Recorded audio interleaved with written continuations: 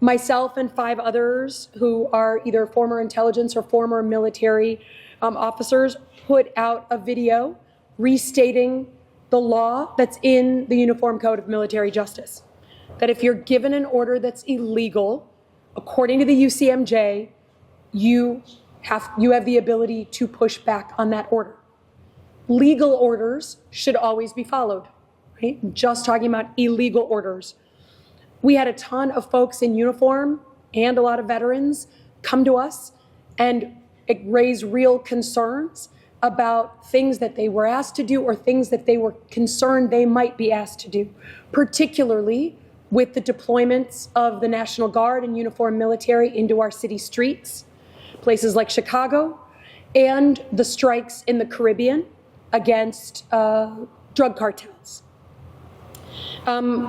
The legality, particularly on the going after the drug cartels, it's a secret list of groups that we're now in armed conflict with, and it's based on a legal explanation that's classified and not available to the operators who are carrying out these strikes. So they started coming to us and saying like, hey, I'm not sure what to do. Do you have any thoughts? Do you have any advice? And that's where the video came from.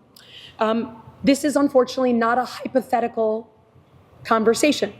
In 2020, President Trump didn't like the unarmed protesters that were in front of the White House in Lafayette Square, and he suggested to his Secretary of Defense and his Chairman of the Joint Chiefs in the Oval Office, can't they just, quote, shoot at the legs of the unarmed protesters?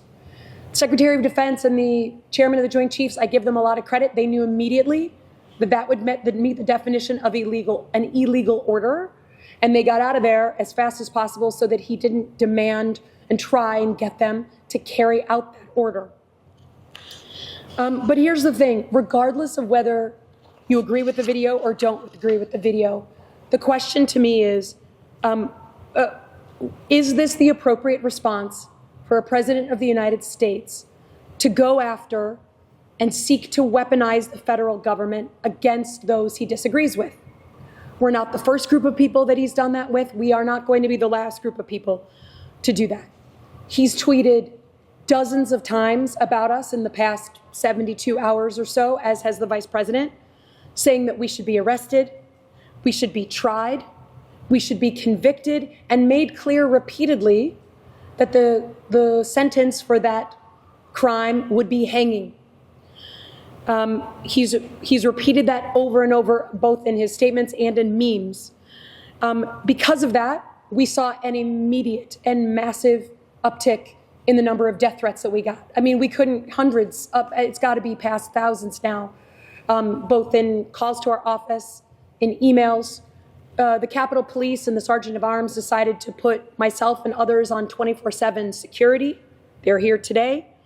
We had a bomb threat at my family farm where I live. My family has been harassed. It's been an immediate change to our life.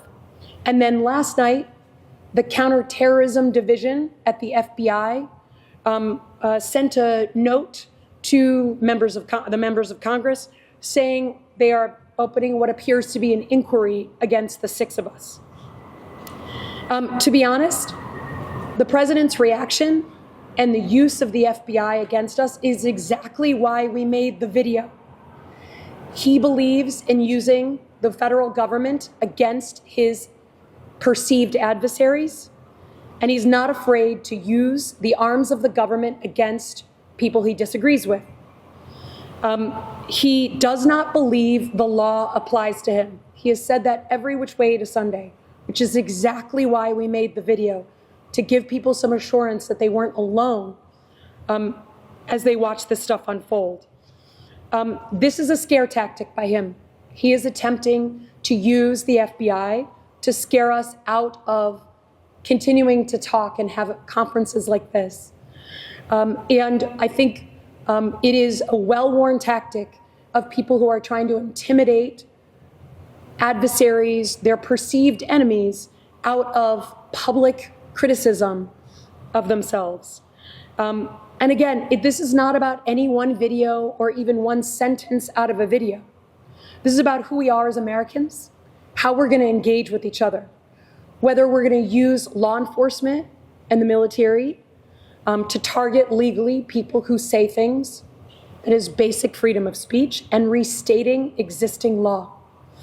Now, obviously, you hear I have a cold, but regardless of that and the attempts to intimidate us, that is not going to stop me or anyone else who made this video. In fact, I think it's more important than ever, given that he's used this same tactic on the private sector, on law firms, on universities. We are not the first group and we are not the last group that he is going to use the arms of the government. And again, if he's going to use the FBI against members of Congress, what would he do to average citizens who don't have that elected cover? So it's not going to stop me. It's not going to stop others. I feel strongly that we were doing what we believed was right based on our oath of office to the Constitution. And if he wants to use the FBI and Kash Patel against us, that is his choice, but it just reaffirms why we made this video in the first place.